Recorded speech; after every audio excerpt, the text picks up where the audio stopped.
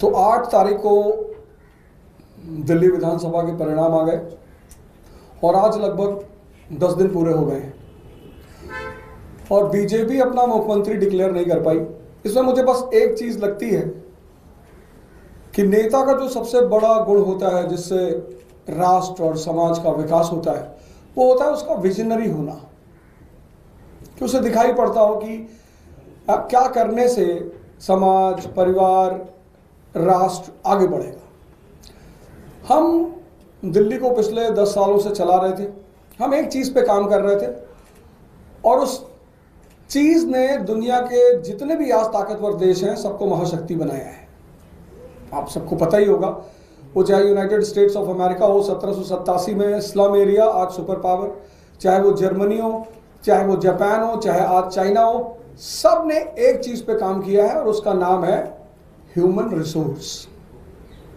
Natural resource होने के बाद भी अगर ह्यूमन रिसोर्स स्ट्रांग नहीं होगा तो वो राष्ट्र कभी आगे नहीं बढ़ पाएगा, वो राष्ट्र कभी मजबूत नहीं हो पाएगा।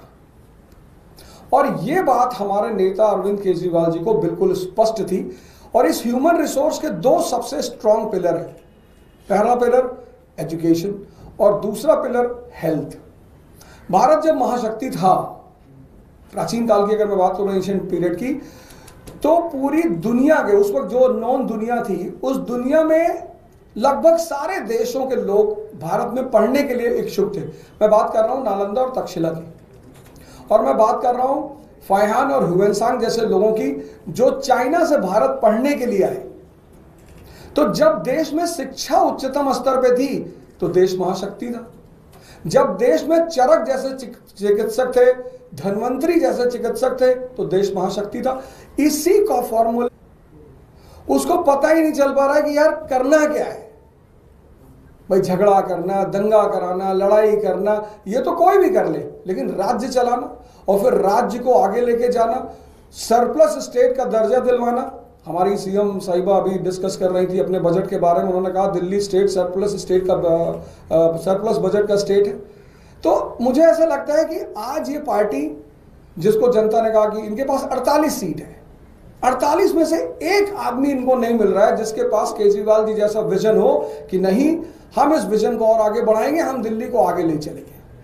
इनकी ये नाकामी पूरी दिल्ली प्रदेश की जनता देख रही है और ऐसा मुझे लगता है कि जहां तक इन्होंने कहा था कि 20 तारीख को हमारा मुख्यमंत्री शपथ लेगा, तो मुझे लगता है शायद 20 तारीख को भी नहीं ले पाएंगे, क्योंकि इस विकास धारा को आगे बढ़ाना और आगे चलाना वो हमारे नेता और हमारी पार्टी के ही बस में है। सर, आपको तो क्यों ऐसा लगता है कि बीजेपी अपना समय ले रही है? उनके पास अलग अलग नीति है, उसके लिए अलग स्ट्रक्चर है उनका इस पे निर्णय लेने का, तो आप लोगों को क्यों इतनी जल्दी उनका जल्द से जल्द शपथ होना ही चाहिए? नहीं, जल्दी नहीं है, हमें किस बात की जल्दी। हम तो वो इतने सारी बातें कर रहे थे, नीति है तो आप लेकर आओ। 48 लोग आपके पास हैं, आपके पास 48 लोग हैं, आपको 40 में से 8 में से एक आदमी निकालना है कि एक आदमी भाई हमें लीड कर रहा है। तो कम से कम दिल्ली की जनता को ये तो पता चले कि भाई ये इनका मुख्यमंत्री का चेहरा, अब तो इलेक्शन खत्म हो गया, इतना दिन वेट करने की क्या जरूरत है। अगर नीति है तो बताओ, अगर चेहरा है तो दिखाओ। अवध जी, आप पहली बार इलेक्शन लड़े थे, आप अपनी पॉलिटिक्स जारी रखेंगे आगे भी और पढ़ाई जो कराते हैं बच्चों? मैं पहली बार इलेक्शन लड़ा और 4 फ्रंट पर मेरी उपलब्धियां रही। आज भारत में मेरे पास एक विधानसभा है जिसमें 46,000 लोगों ने मेरे ऊपर विश्वास जताया है। 46,000 लोगों ने मेरे ऊपर विश्वास जताया। 500 कार्यकर्ता मेरे साथ जुड़े हुए हैं और सबसे बड़ी बात, जो कांग्रेस के हमारे उम्मीदवार थे वहां पे, जो एक बार विधायक रहे, 2 बार पार्षद रहे, उनकी जमानत जब्त हो गई। तो इतनी अच्छी शुरुआत करने के साथ अब राजनीति से पीछे जाने की कोई वजह नहीं है। तो एक नेता के रूप में मैं स्टैब्लिश हो चुका हूं। आने वाले उर्जा साहब, एक नेता के रूप में आप स्टैब्लिश हो चुके हैं, आप सोच भी सकते हैं नेता के नजरिए से। आपको क्या लगता है भाजपा में उन 48 कैंडिडेट में से एक कैंडिडेट कौन होना चाहिए? देखिए, ऐसा है कि हर व्यक्ति को अपने घर की जिम्मेदारी लेनी चाहिए।